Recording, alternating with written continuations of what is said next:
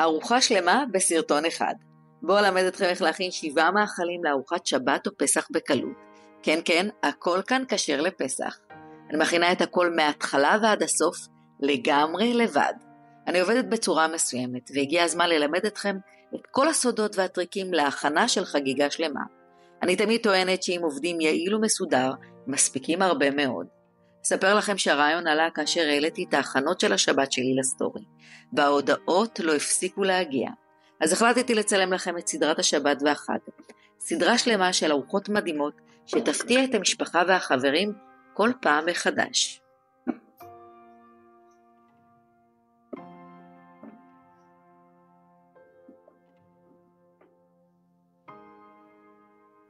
ראשית נשרה חצי כוס של אורז פרסי במים רותחים. נעלה לקיריים כל מה שלא מצריך חיתוך. לסיר רחב נמזוג כף וחצי שמן, 2 כוסות אורז יסמין או פרסי, כפית קורקום, כפית וחצי מלח, חצי כפית פלפל שחור ו6.5 כוסות מים. נכסה ונבשל על חום בינוני וכמובן נערבב מדי פעם. זו המעטפת לקוב האורז. אחד הדברים שאני הכי אוהבת זה לעבוד במקביל. לכן נעמיד עוד סיר שישמש להכנות לסביח. נכניס 10 ביצים לסיר, נמלא מים ונבשל על חום בינוני. שימו לב, עבודה במקביל תחסוך לנו זמן מאוד מאוד יקר. לפני ההכנות אני כותבת את כל מה שאני מבשלת ואת צורת הטיפול בכל ירק. נתחיל הכנות, בעגה המקצועית קוראים לזה מיזון פלס, וזה אומר שאת כל הקיצוצים והטיפול בירקות אנחנו נכין לפני ההרכבה והבישול של התבשילים. ראשית נניח על משטח העבודה את כל הירקות והירק השטופים. אני מניחה אותם לאחר החיתוך בקופסאות, כי לפעמים אני יוצאת במהלך ההכנות, אז הכל נוח לאחסון עד שיחזור. קרש חיתוך, סכין, קולפן, והפעם צריך גם פומפייה. שימו לב, אני מניחה שקית בתוך אחת הקופסאות, בכדי שיהיה לי לקליפות וגרעינים. כל זאת בכדי שזה יגזול ממני מינימום זמן. נתחיל בקילוף 2 חצילים לסביח.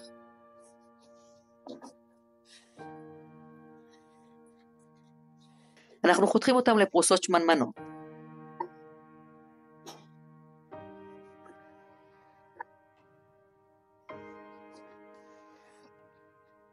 וכמובן מחלקים לחצי.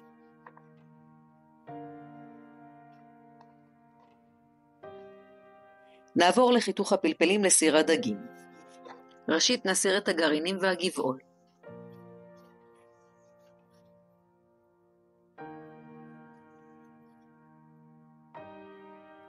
נחתוך פלפלים לקוביות. 2 פלפלים כתומים,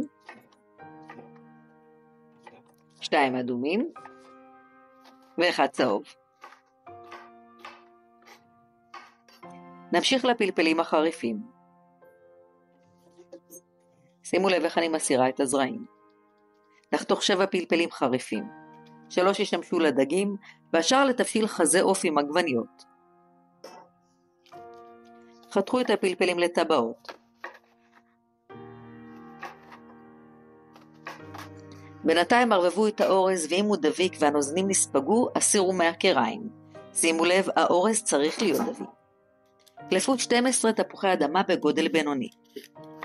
חתכו 4 תפוחי אדמה לרבעים והניחו בקופסה עבור העוף הצלוי שנכין. גרדו 8 תפוחי אדמה בפומפייה בחורים הגדולים. העבירו לקופסה, הם ישמשו אותנו לערוק. נתחיל בהכנות לקציצות העוף. קלפו 3 גזרים ו3 קישואים. את הגזרים גרדו בחורים הקטנים. את הקישואים בחורים הגדולים. לאחר הגירוד העבירו לקופסה נפרדת. קלפו 8 בצלים.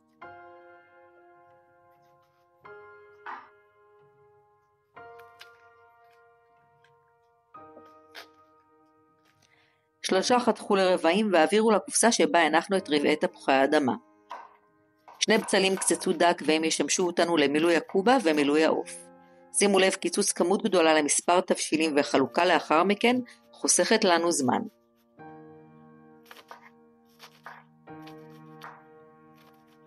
את 3 הנותרים גרדו בפומפייה והעבירו לקופסת תפוחי האדמה המגורדים. קצצו 2 חבילות כוסברה וחבילה פטרוזיליה. העבירו כל סוג לקופסה נפרדת. קלפו לימון והסירו את הגרעינים ככל שאתם יכולים.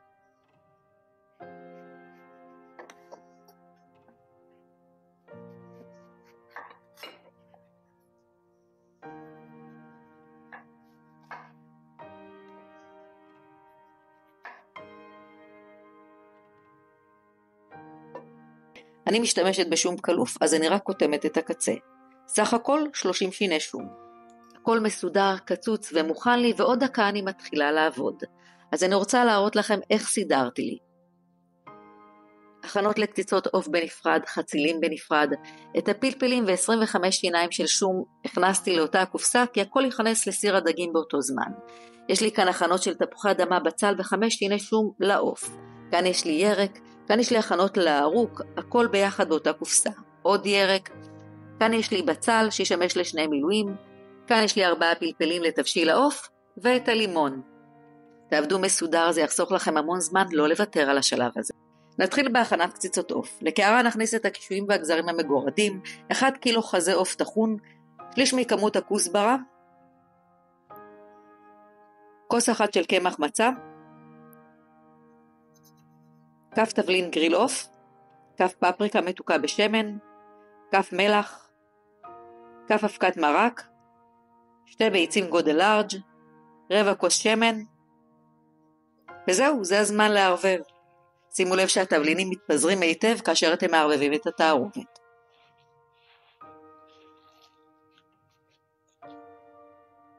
כסו והעבירו לחצי שעה קירור במקרר.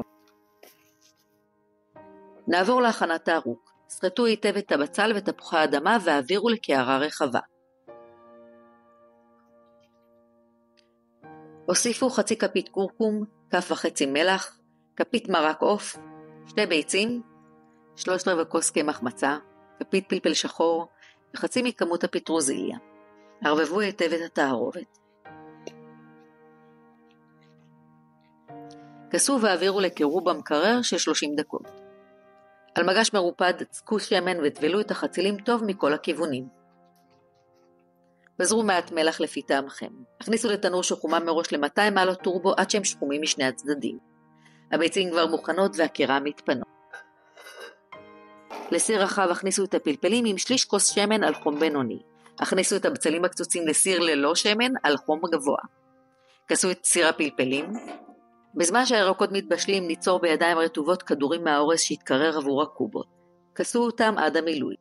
את הבצל אנחנו מזיבים ללא שמן. כל פעם שהוא משכים ונדבק נוסיף מעט מים.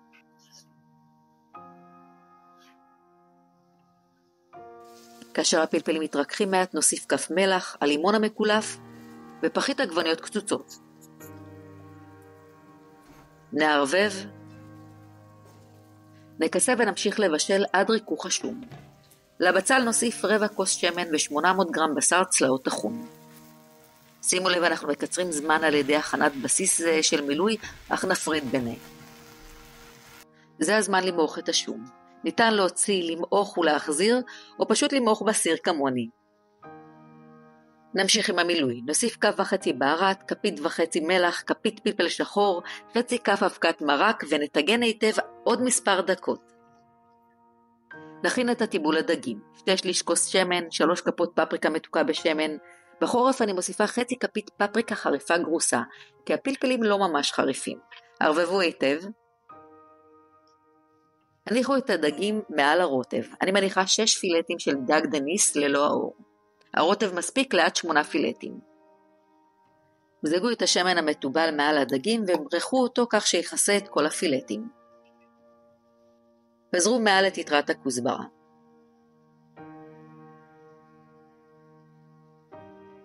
כסו ובשלו על חום נמוך עד שהנוזלים של הרוטב יכסו את הדגים.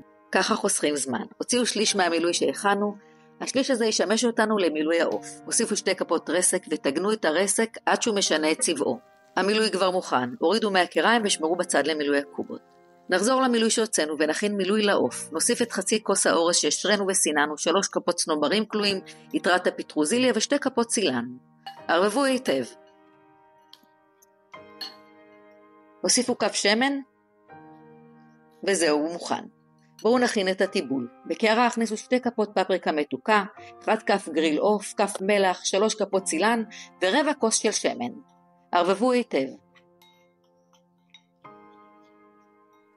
בכלי חסין חום הכניסו את רבעי הבצלים ותפוחי האדמה. הוסיפו 2 כפות מתערובת הטיבול שהכנו וערבבו היטב.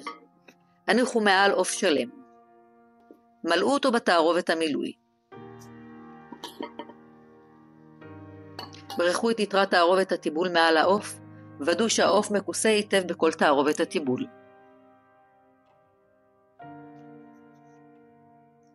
מזגו כוס מים. כסו בנייר אפייה רטוב. בשלב הזה ניתן לכסות את הכלי עם נייר אלומיניום כפול או עם המכסה של הסיר.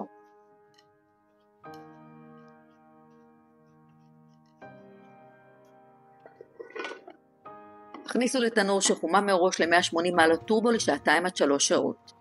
נעבור להכנת תבשיל חזה העוף החריף. לסיר רחב מזגו שליש כוס שמן. הוסיפו 700 גרם חזה עוף חתוך לרצועות ותגנו אותו מעט. הוסיפו את 4 הפלפלים החריפים. הוסיפו 2 כפות פפריקה מתוקה בשמן, חצי כפית פפריקה חריפה גרוסה וכף של מלח. תגנו דקה אחת לפתיחת התבלינים והוסיפו 1.2 קילו של עגבניות קצוצות מקופסה. ערבבו היטב והורידו את החום לבינוני נמוך. כסו חלקית ובשלו כ-20 דקות. בינתיים מלאו את הקובות בידיים רטובות. צרו גומה בכדור האורז. מלאו מילוי בנדיבות, אך לא עד הסוף.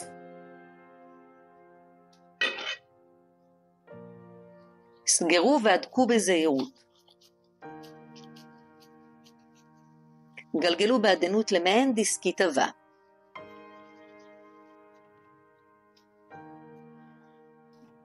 הניחו במקרר עד לטיגון.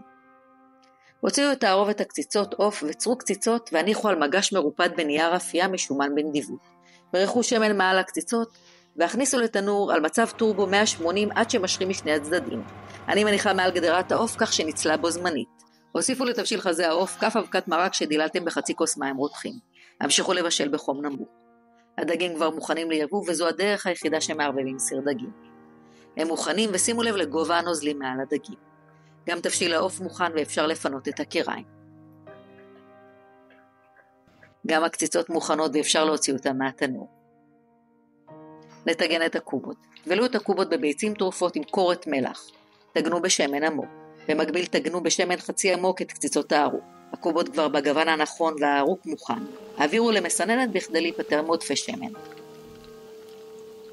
הסירו את הכיסוי ואת הנייר 15 דקות לפני הוצאת העוף מהתנור בכדי לקבל גוון שחום.